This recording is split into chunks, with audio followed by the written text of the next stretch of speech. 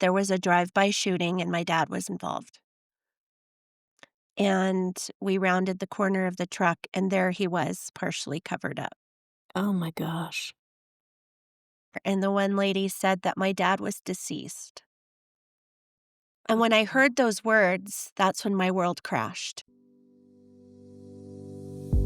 Welcome to Rising to Resilience, the podcast where we explore real stories of authentic struggle, strength, and ultimately hope and transformation. I'm Sharon Hujik, and I am convinced that resilience isn't just about bouncing back and white-knuckling it. It's about who we become in the process of going through really hard things. Each week, we'll be exploring conversations with people who have faced devastatingly hard heartbreak, loss, unexpected challenges.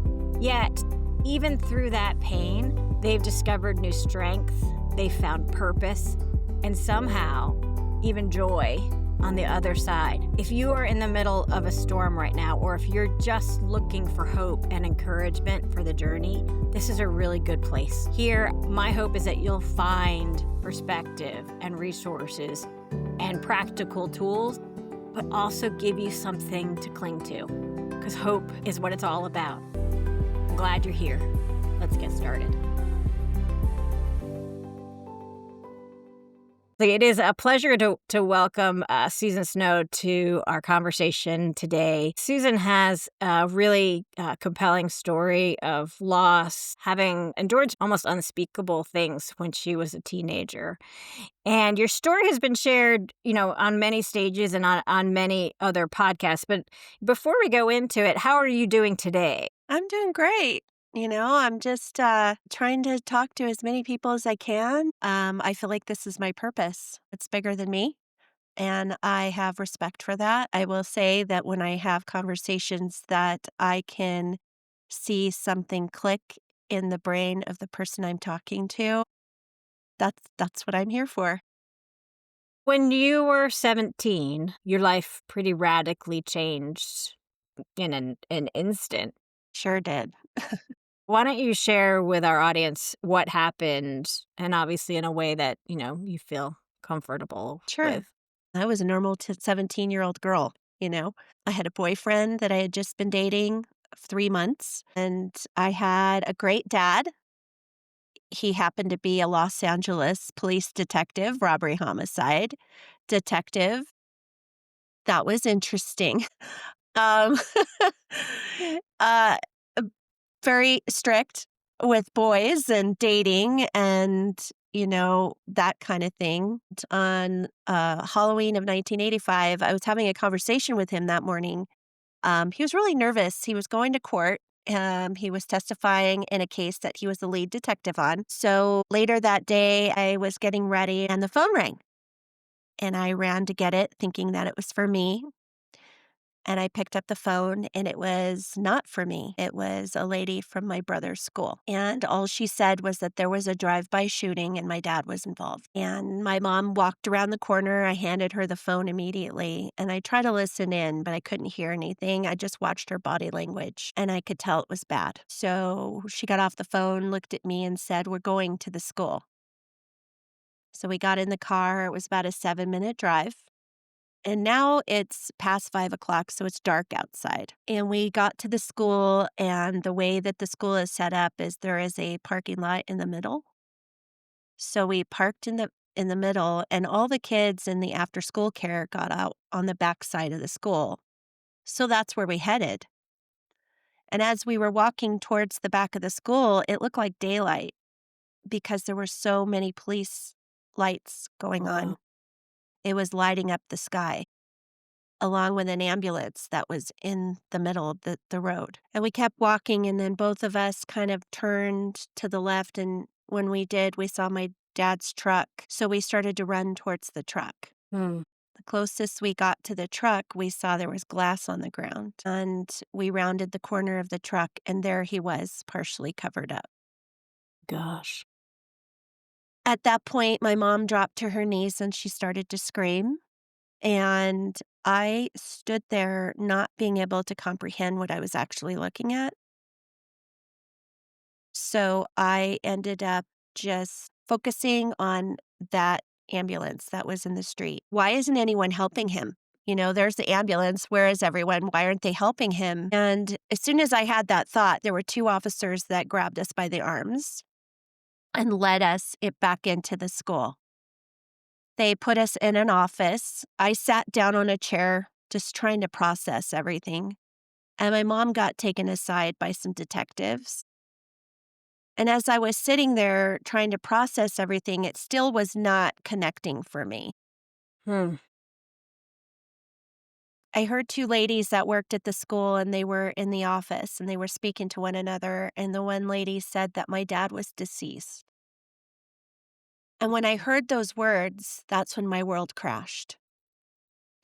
And I wanted to jump out of that chair and run out of that room and run as far from that area as I could. Wow. What was The that? What was that emotion? Just flee.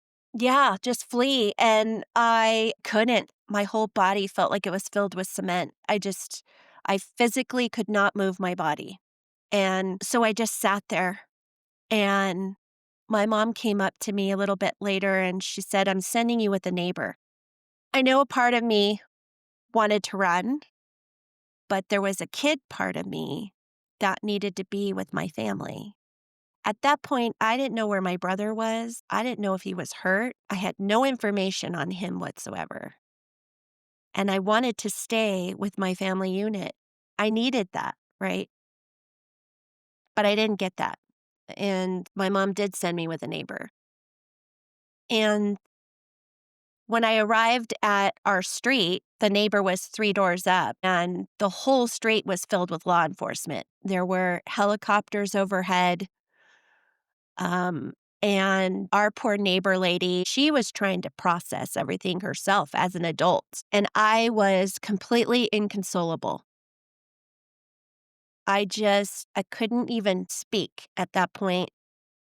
And the only thing I wanted at that point was my boyfriend. So I begged her to call him at work.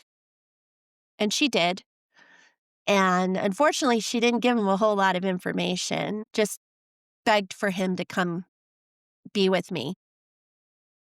And so when he got there, he had the same reaction anyone else would, right? Grab your purse, grab your jacket. What hospital is he at? Let's go. Where's your mom? Where's your brother? Regular questions. And I could not spit out the words. I stood there. He got more persistent. And as he got more persistent, I finally blurted it out. "He's gone." And he's like, What do you mean he's gone?" And I said, "He's gone. He's not at a hospital." Oh my gosh. And he was 19 at the time. I watched my 19-year-old boyfriend just collapse Yeah. and start to cry. And we were both kids. We didn't know how to navigate this. This was way more than we really could handle. Um, I just wanted to hide. I wanted to be a kid and hide because that's what kids do. This was the mid-80s, so there was no talk about mental health back then. Mm. There were no resources for kids. So even within LAPD, they had systems in place for the widows and the widowers of the fallen officers, but they didn't really have anything in place for kids at the time. Oh my gosh. And so I was kind of like on an island by myself. That seems archaic. Yeah, it does, but at the same time, it's like mental health wasn't even a conversation back then, Hmm. So from what I knew of a mental health situation is if you went to a therapist, you were nuts, you were crazy, you know what Hmm. I mean? And immediately after this happened, I didn't sleep that night, and I finally was able to see my brother at about 11 a.m. I had heard him crying overnight, and I just had nothing in me to get out of bed. Right. And, so at 11, I was able to go and hug him and tell him I loved him and that we were gonna get through this, Hmm. something that I needed to hear the night before, but Right. Right. I just thought I needed to be there for my little brother. That Yeah. you were trying to be for him. What I needed myself. Yes. And the reason we had all of that police presence, unbeknownst to us, this was a planned out assassination of my father in retaliation for his testimony. And because of that, we found out that we too were targets. They didn't find the guys for 6 days. Oh my gosh. So for 6 days, we had police presence in our front yard, our backyard, helicopters. And they didn't explain that to you No. at the time. Does that make it worse? I thought, well, maybe this is the normal, Okay. thing that happens. But I had bodyguards. My little brother had bodyguard. We had bodyguards no matter where we went in those 6 days. And But none of the bodyguards were mental health professionals. They were watching after your physical yes, well-being, but they weren't right, aware of the need for exactly. emotional support, mental Yep. health care. Ugh. Yeah, and most police officers, because of the situation, my dad, the last thing he did on this earth was save my brother's life. He told him to duck down into the truck because he knew what was happening. And because of that, it hit police officers a little differently. Nothing like this has ever happened before in the annals of LAPD. There was Got it. never an officer that was assassinated like this. So the police officers were almost in their own shock of, like, Yes. they were metabolizing what had happened to your dad through their Yes. own life experience. It was even traumatic for my husband. Well, he's now my husband. Yay. I married the boyfriend, and we're still together. It's 40 years later. Honestly, I feel like that's, like, a miracle. I It is know. well, it is, and, we have gone through some hell and back, um, and, so both of us having to grow from this, both of us having to heal from this. He was with me through everything after that night, and even though he didn't see what I saw, he, was traumatic reading the paper during the trials because it was very detailed, and so, he's gone through the trauma as well. But me at 17, I just didn't have the resources, and I started to have the things that come with PTSD, and I immediately went into a deep depression. I had suicidal ideation, I just didn't know what it was, and I was having panic attacks and didn't know what that was. I just felt my heart racing, hyperventilating, the whole thing, and just not having the tools, but also, I thought, "If I tell anyone the things that I'm dealing with right now, they're gonna throw me in a loony bin and call it a day." Like, had that kid mentality. They're gonna throw me in a hospital, and they're just, I hid it. I hid it as much as I could. People knew I was emotional and all of that, but the real meat of what was happening internally, um, I was afraid. I was Yeah. afraid to tell anyone, and Yeah. mom didn't check on me, and so the only time she came to me and she said that LAPD wanted to pay for therapy for all 3 of us, and people who have gone through grief understand this part. You're like living in a fog, right? And my existence was whatever you told me to do or whatever direction you pushed me in, that was the direction I would go. Uh-huh. So Uh-huh. I said, "All right, I guess I'm going to therapy." And I met with this gentleman, and in hindsight, like, he was not trauma literate, he wasn't trauma informative, and so he never asked me the questions that would allow me to be vulnerable enough to tell him all the things I was feeling and dealing with. Every time I met with him, we talked about general things like my relationship with my mom and my relationship with my brother and my relationship with my boyfriend in school. Every week I'd go see him. I'd be like, "Today's the day. He's gonna say something. He's gonna do something." What was the question you wanted him to ask you? I wanted him to ask me what it felt like that night to have that experience.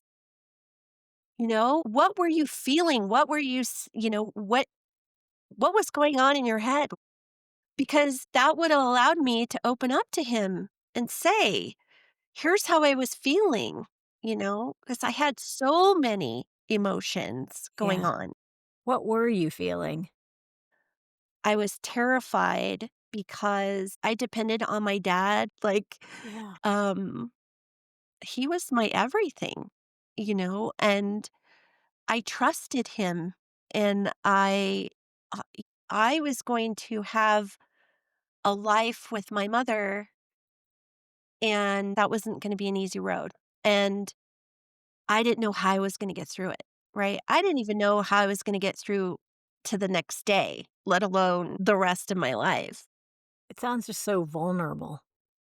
I was extremely, but at the same time, I saw this guy for a year, and after the year, he said, "Susan, you're a well-rounded young lady, and you're gonna be fine for the rest of your life, and I don't need to see you anymore."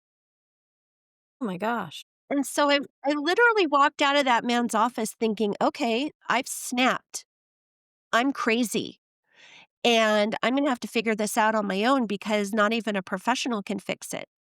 He was just like, "Move on. You're good." You're good. You're well-rounded. You're gonna be fine for the rest of your life." And I thought, but wait, I have Yeah. all this stuff going on, right? And so I thought, "Okay, well, this is my new normal. Like, I'm gonna have to figure this out Yeah. myself." Now I just have to survive. Right? Now So yeah. that's what I did, the fight, flight, freeze, and fawn, that was me. Yeah. I created an emotional mask, and I did it with what people told me I was. So when people said things like, "Oh, Susan, you're so brave. Susan, you're so strong." That was the Susan that people got to see.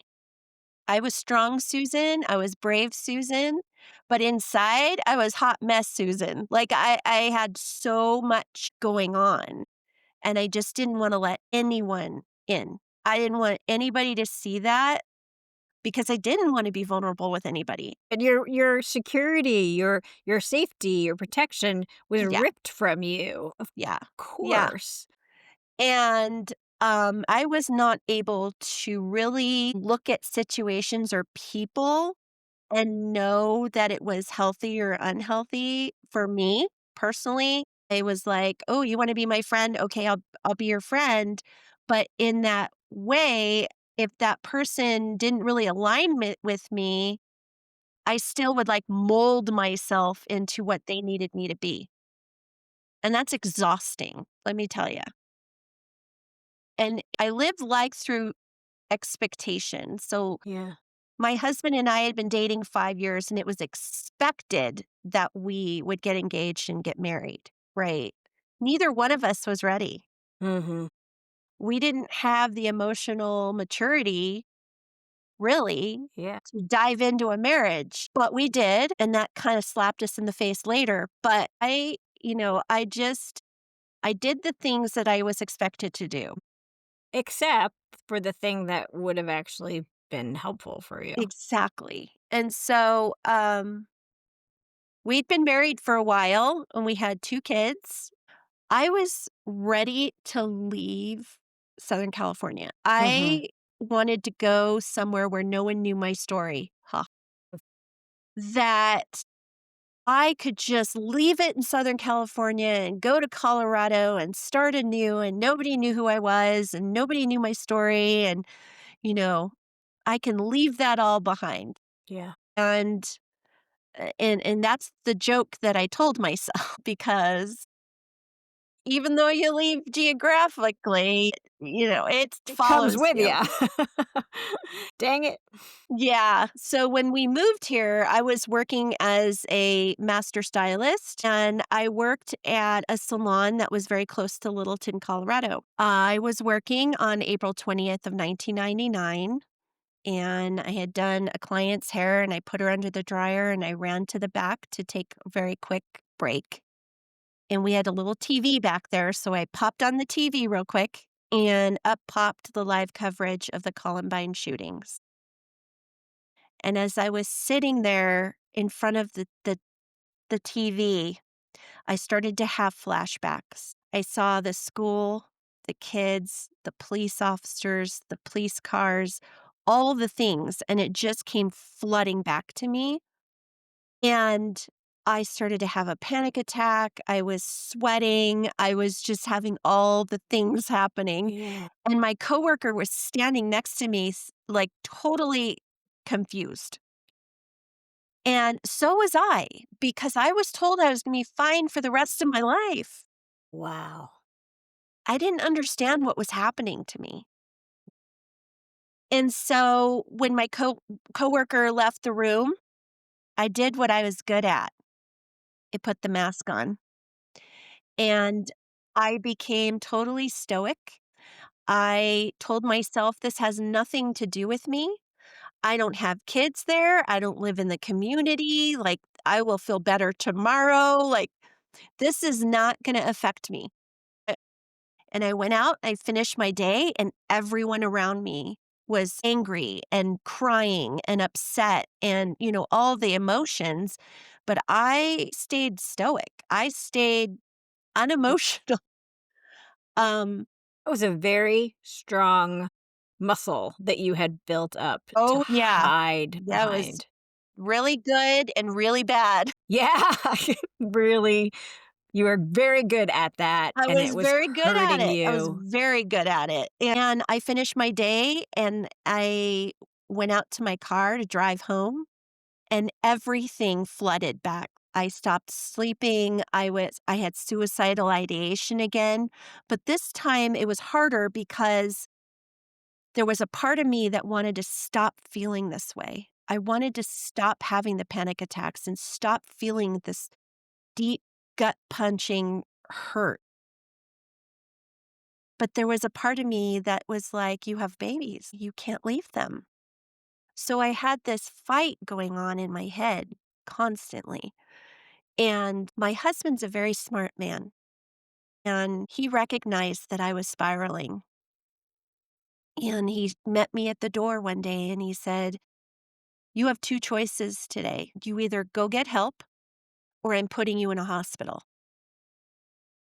And at that point, I was so terrified about what I was going to do to myself Yeah. that I put up the white flag of surrender and I said, "Okay, I'll go to the doctor today."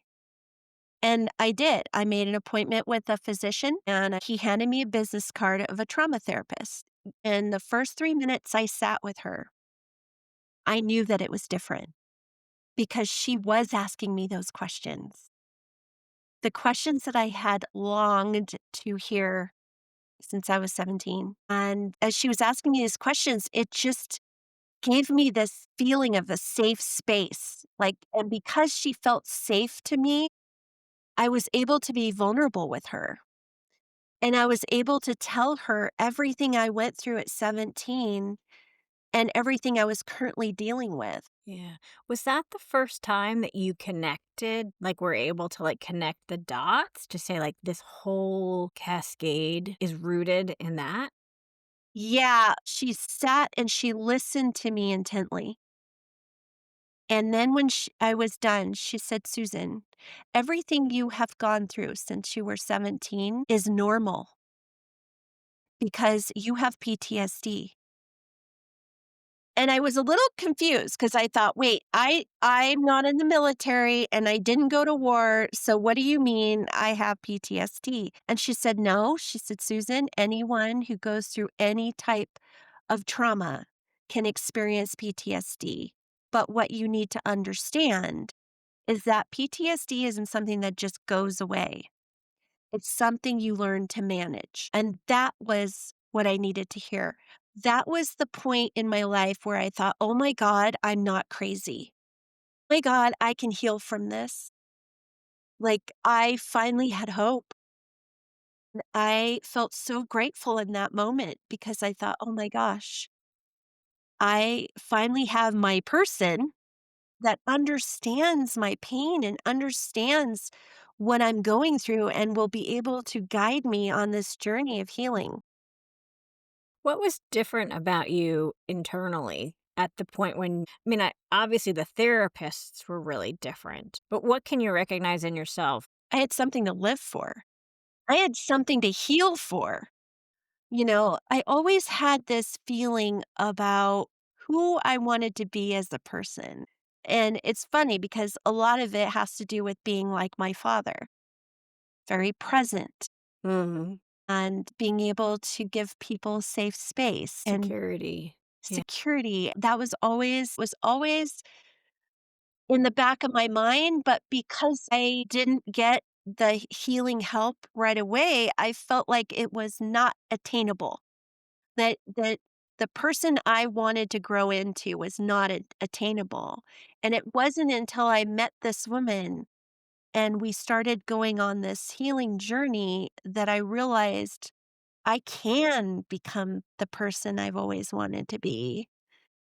And it is a possibility, but I am going to have to do the work in order to do Yeah. that, you So know? what did that healing actually look like for you, practically, but also emotionally? Yeah, well, I felt bad for my therapist. She had a lot to deal with, and she was also very innovative. She was very much about branching out and using modalities that weren't really mainstream yet.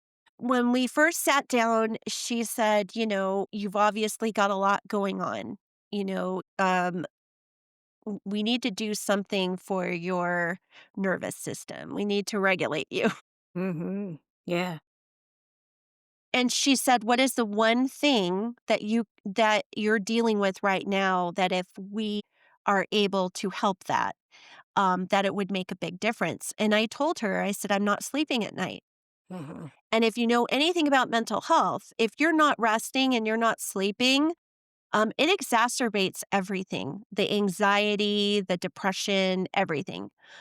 Um, because your nervous system is deregulated the entire time." Yeah. Yeah.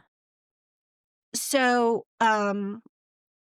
she said, "Okay, let's tackle that." And I said, "All right." So she said, "Have you ever heard of journaling?" And I kind of looked at her weird and I was like, Hmm. "No, what's that?" And she said, "Well, some people do it in different ways. Some people write, some people do art, some people use music. So they write songs or whatever." And I was like, "No, I've never heard that before, and why would I do that?" kinda thing. Um, I was very skeptical. And she said, "Well, what's your flavor?" And I said, "Well, I've always written." And she said, "Great. Take a pad of paper and a pen, put it by your bed, and when it's nighttime, before you're getting ready to go to bed, I want you to take everything that is swirling around in that head of yours and put it on the paper." She's like, "Susan, it doesn't even have to make sense. Just get it out." And I was like, "There is no way that's gonna work. Gosh, you're No so much way. like me. No way that's gonna work. That's weird." That it's almost too silly to think it could Yeah, possibly help. Like, yeah. duh. And so I did that night. I took the pad of paper and I wrote down everything that was swirling around in my head, and it was a lot. And I got 2 hours of sleep, and I thought, "Wait a minute."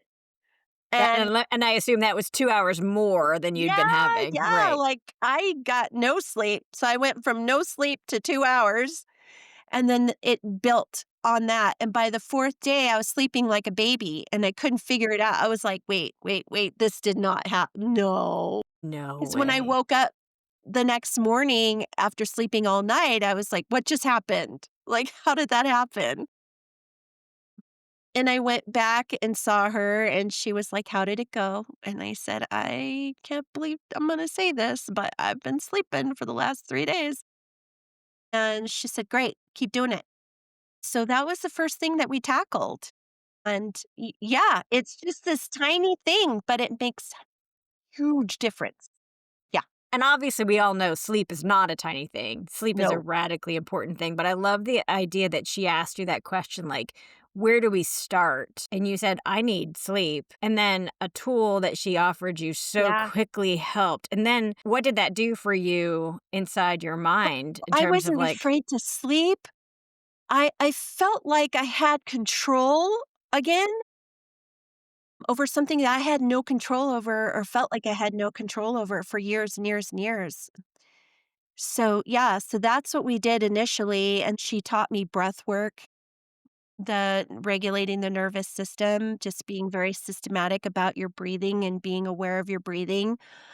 And then we started doing tapping techniques and just things that just weren't really mainstream. I mean, so this was years of really tackling what was going on and giving me the tools. And so now I have these tools. right, So when things do come up, there's school shootings and unfortunately there's mass shootings all the time. My nervous system doesn't get all out of whack. I'm able to stay regulated a lot more because I know when I start to feel the twinge, right. and you know when it's coming, you feel Yeah. the twinge. I'm able to say, okay, I'm starting to feel this. I'm going to allow myself to feel it, but at the same time, I'm going to do this to regulate myself again. And you learned to live with PTSD. Yes, You learned the skill set to yes. regulate and manage your body, Yep. even though that is there. What role would you say like that vulnerability has now in your healing? It's key. I tell people this all the time because I have conversations with people who say therapy didn't work for me.